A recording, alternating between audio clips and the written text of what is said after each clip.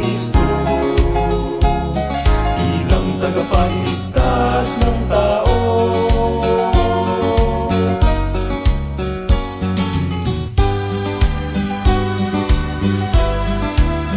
At kung ikaw ay kanyang lapitan at turuan ng tungkol sa kaligtasan, mapalad ka kung iyong tatanggapin. Kaligtasan ay iyong kakamtin. Siya ang misyonero,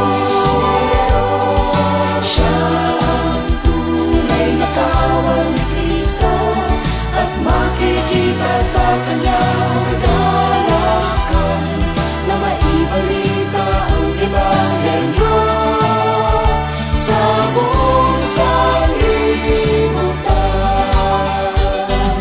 Siya ang misyonero,